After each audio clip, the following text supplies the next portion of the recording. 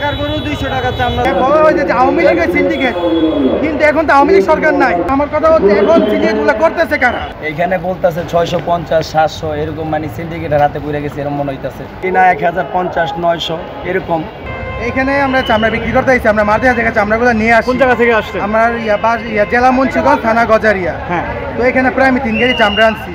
তো সরকার নির্ধারিত করে দিচ্ছে যে চামড়া 1100 থেকে 1200 টাকার ভিতরে, কিন্তু এখানে চামড়া আমরা কিনে আনছি প্রায় 850 900 930 870 টাকা করে এভারেজ কিনে আনছি, গাড়ি ভাড়া বাদে। গাড়ি ভাড়া প্রায় 6000, কিন্তু কেনার পরে এখানে নিয়ে আসলাম, আসার পরে এখানে চামড়া বলে 400 500 600 টাকার ভিতরে হয় না। তো নেক করে কেনার পরে বললো যে অ্যাভারেজে 675 টাকা করে, অ্যাভারেজে সে সব নিব 675, ঠিক আছে তারে দিলাম। দেওয়ার পরে সে এখানে না নামাইয়া এখানেও তার আরো যে ইয়ে করতেছে, সে তার ভিতরে নিয়ে গেল। ওইখানে নামাইলাম, নামানোর পরে আমার 87টা চামড়া ছিল এক গাড়ির মধ্যে, ছোটো গাড়ি 87 থেকে যে 24টা চামড়া সে ছোটো বাইসে বার করলো। কারণ বাইসে বার করে বলতেছে যে সে 200 টাকা করে দিব। তা আমার প্রশ্ন হলো, সে যে আমাদের 87 টাকা 675 টাকা করে কিনছে, এখন কেন সে আমার কম দেবো? সেটা অ্যাভারেজে কিনা হয়েছে। কারণ তার কথা হলো সে তার এরিয়ার ভিতরে ঢুকাই ফেলাইছে, এখন আমরা জিম্বি। এখন না দিতে পারলেও মানে তার থেকে বিক্রি করতে হবে। কারণ কি বিক্রি করতে হবে? এখন যদি আমি ফিট করে মালটা নিয়ে আসে পড়ি, কী করবো? আমি আরেকটা আরো তো দেখাবো, এর কি বলবো?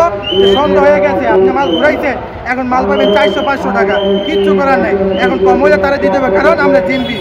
আমাদের কথা হলো যে বলা হয় যে আওয়ামী লীগের সিন্ডিকেট, কিন্তু এখন তো আওয়ামী লীগ সরকার নাই, এখন ইউনূস স্যার দায়িত্বে আছে। কিন্তু এখন বলতে আমার কথা হচ্ছে এখন সিন্ডিকেটগুলো করতেছে কারা? এই যে চামড়াগুলো ঢুকে 24টা চামড়া আমার বলতেছে 200, আবার বলে 250, আবার বলে 300। তাইলে আমরা জিম্বি, তো আমরা পুরাই জিম্বি। এমনি আমাদের প্রতি গাড়ি থেকে প্রায় 50,000 60,000 টাকা করে আমরা লস খাচ্ছি।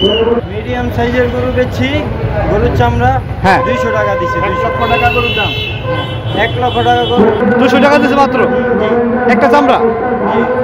ইসলামবাগ থেকে আসছেন একটা চামড়া নিয়ে, পেয়েছেন মাত্র 200 টাকা।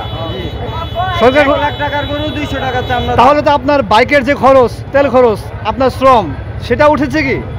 আশাহত হয়েছে? আশাহত হয়েছে, আমরা তো জানি এবার ভালো প্রাইস পাবো। সরকারের তো আরো বেশি ছিল।